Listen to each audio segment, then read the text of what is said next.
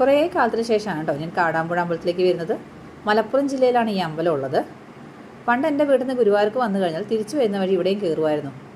ഇവിടുത്തെ ഫേമസ് ആയിട്ടുള്ള വഴിപാടുകളൊന്നാണ് പൂമൂടലും തേങ്ങ മുട്ടറക്കലും. പൂമൂടലിനൊക്കെ നമ്മൾ ഇപ്പോൾ ബുക്ക് ചെയ്താൽ തന്നെ കുറേ വർഷം കഴിഞ്ഞിട്ടായിരിക്കും നമുക്ക് സ്ലോട്ട് അവൈലബിളായി കിട്ടുക. പണ്ട് എൻ്റെ അച്ഛൻ്റെ വക ഒരു പൂമൂടലുണ്ടായിരുന്നു ഈ അമ്പലത്തിൽ. എനിക്കിവിടെ വന്ന സമയത്ത് ആ കാര്യങ്ങളൊക്കെ കേട്ടോ മനസ്സിൽ ഓർമ്മ വന്നത്. തേങ്ങ മുട്ടറക്കാൻ തന്നെ കുറേ ദൂര സ്ഥലങ്ങളിൽ നിന്നൊക്കെ ആൾക്കാർ ഇങ്ങനെ വരാറുണ്ട്. ചൊവ്വ, വെള്ളി, ഞായർ ദിവസങ്ങളാണ് ഇവിടെ ഏറ്റവും കൂടുതൽ തിരക്കുണ്ടാകാറുള്ളത്.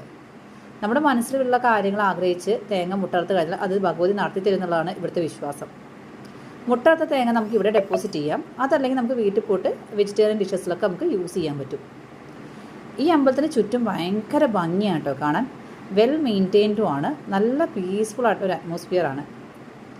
അമ്പലത്തിലൊക്കെ പോയി കഴിഞ്ഞാൽ നമുക്കൊരു നെയ് റോസ്റ്റും ഫിൽറ്റർ കോഫിയും അത് നിർബന്ധമാണ്. ഇതൊക്കെ കഴിഞ്ഞിട്ടാണ് കേട്ടോ നമ്മൾ എറണാകുളത്ത്